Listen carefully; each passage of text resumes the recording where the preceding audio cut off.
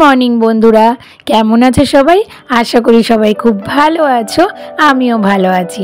আমার এক আকার স্বপ্ন চ্যানেলে তোমাদেরকে অনেক স্বাগত আর ভালোবাসা জানিয়ে আজকের ভিডিওটা শুরু করছি। আজকে হলো বুধবার আর এইদিকে বৃষ্টি থামার তো কোনো নামই করছে না। প্রত্যেক দিনই ভাবি যে জামা কাপড় ধোবো না, কোথায় মেলবো, কিন্তু রোজের জামা কাপড় কতদিনই আর রেখে দেবো বলো। তো সেই জন্য একটু একটু অল্প অল্প ভেজাগুলোই দড়িতে মেলছি, আর যেগুলো বেশি ভেজা সেগুলোই স্ট্যান্ডে মেলছি, আর রাত্রিবেলা ঘরে নিয়ে গিয়ে পাখার হাওয়ায় শোকাচ্ছি। মানে এই করছি কয়েকদিন ধরে। জানি না কবে বৃষ্টিটা থামবে, একঘেয়ে আর ভালো লাগছে না। তো যাই হোক, আজকে না আমার স্নান পুজো সব কমপ্লিট হয়ে গেছে। আর স্নান করতে যাওয়ার আগে না যা যা রান্না করব সেগুলো সব কিছু রেডি করে রেখে গেছিলাম। তো এগুলো দেখে বুঝতে পারছো যে কি রান্না করব। আজকে রান্না করব হচ্ছে কি পোলাও আর আলুর দম। আর কয়েকদিন ধরে এত বৃষ্টি হচ্ছে না যে রনর পেপার দিতে দেরি হয়ে যাচ্ছে, আর পেপার দিয়ে যে মাছ নিয়ে আসবে সেটা ওর দেরি হয়ে যাচ্ছে, করতে পারছে না। তার জন্য কালকে তো মঙ্গলবার ছিল, নিরামিষ খেয়েছি, হয়ে গেছে, কিন্তু আজকে কি রান্না করব বুঝতে পারছিলাম না। তো রন বলল যে ডিমের ঝোল করো, কিন্তু আমার না ডিমের ঝোল খেতে ইচ্ছে করছিল না আজকে। তাই আমি বললাম তাহলে একটুখানি পোলাও আর আলুর দম করি, কারণ পোলাও দিয়ে আলুর দম অনেক দিন খাওয়া হয় না। তো সেটা শুনে রণ বলল যে তাহলে ভালোই হবে, পোলাও করো। কারণ পোলাও খেতে তো রণ খুব ভালোবাসে, আর তার সাথে রিশান যদি শোনে তাহলে তো খুব খুশি হয়ে যাবে। কারণ ওদের এই মাছ ভাত এইসব খাওয়ার থেকে পোলাও, তারপরে ফ্রাইড রাইস, বিরিয়ানি এইসব খেতে ওদের বেশি ভালো লাগে। মানে মাঝে মাঝে যদি এগুলো করে দেওয়া যায় তাহলে ওরা খুব খুশি। তো যাই হোক, দুদিকে দুটো গ্যাস জ্বালিয়ে একদিকে আলুর দমের আলু ভাজতে বসিয়ে দিয়েছি, আর একদিকে পোলাওটা বসিয়ে দিয়েছি। আর এইদিকে আলুর দমের মশলাটা করতে গিয়ে চাল মগজটা না আগে একটুখানি শুকনো ঘুরিয়ে নিয়েছি, তারপরে বাদবাকি জিনিসগুলো দিয়ে পেস্ট করে নিয়েছি। আর ততক্ষণে এদিকে পেঁয়াজটা ভালো মতো ভাজা হয়ে গেছে। এবার ভাজা পেঁয়াজের মধ্যে মশলাটা দিয়ে ভালো করে কষিয়ে নেব। আর ওইদিকে তো রিশানের স্কুলের ঘন্টা পড়ে গেছে, তো সেই জন্য দেখো এদিকে আলুর দমটা অল্প বাকি রয়েছে, পোলাওটাও অল্প বাকি রয়েছে। তো দুটোকেই কমিয়ে দিয়ে বসিয়ে রেখে আমি রিশানকে স্কুলে আনতে চলে গেলাম।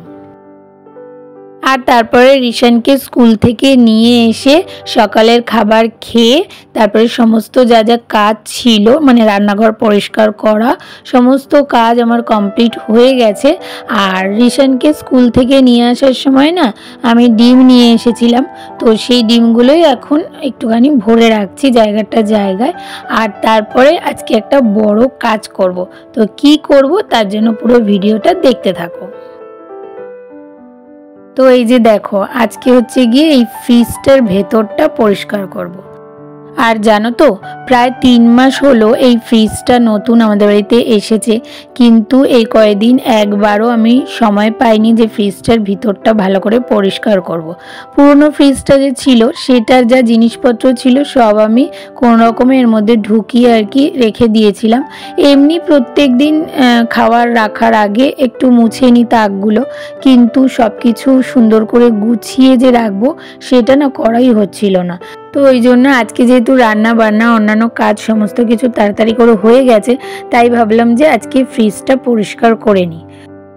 তো এই যে কোনো সার্ফ সাবান কিচ্ছু ইউজ করব না, শুধু জলের মধ্যে একটুখানি ভিনিগার আর অল্প একটু বেকিং সোডা দিয়ে ভালো করে জলটাকে গুলিয়ে প্রথমে একটু জল জল করে মুছে তারপরে শুকনো কাপড় দিয়ে ভালো করে মুছে নেব।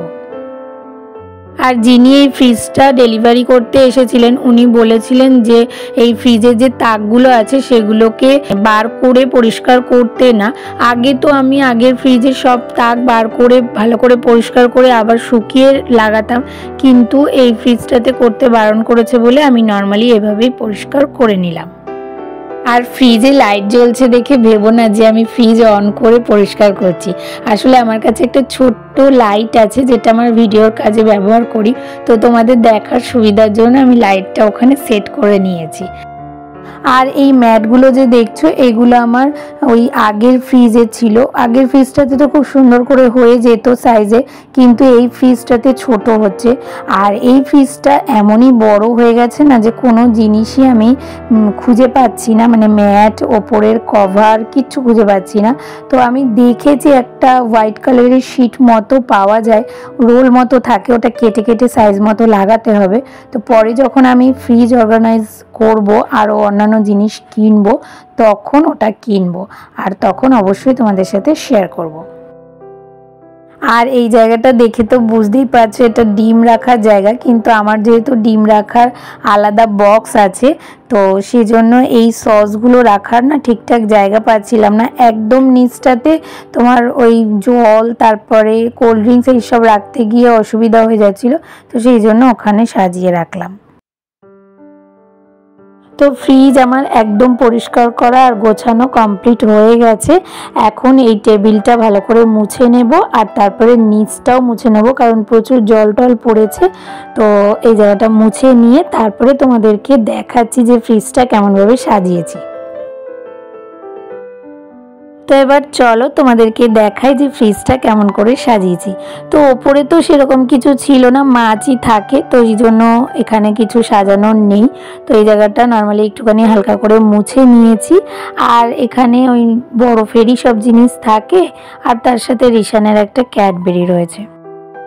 তো এবার চলো নিচের দিকটা দেখাই। তো নিচের যে একদম উপরের তাকটা রয়েছে এর সিস্টেমটা আমার দারুণ লাগে, জানো তো।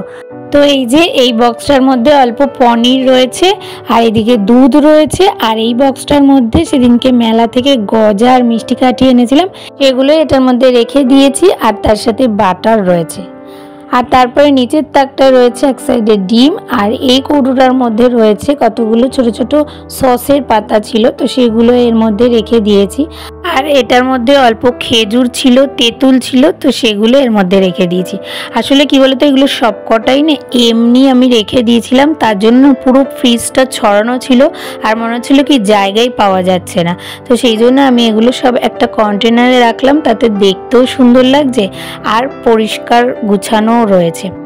আর ওই যে টিফিন বাটিটা দেখছো দূরে, ওটার মধ্যে না আমের আচার রয়েছে। আমি যখন আচার বানিয়েছিলাম তখন আমার ননদকে দেওয়ার জন্য ওটা আলাদা করে রেখে দিয়েছিলাম, কিন্তু আমাদের আচার খাওয়া জানো তো প্রায় শেষ, কিন্তু ওকে আর দেওয়া হয়নি। আসলে অনেকটা দূরে বাড়ি তো, তাই আর যাওয়া হয়নি। আর ওটার মধ্যে দেখতে পেলে লঙ্কা রয়েছে, ওটা না আমার আগের ফ্রিজের, তো ওটার মধ্যে এখন আমি লঙ্কাই রেখে দিই।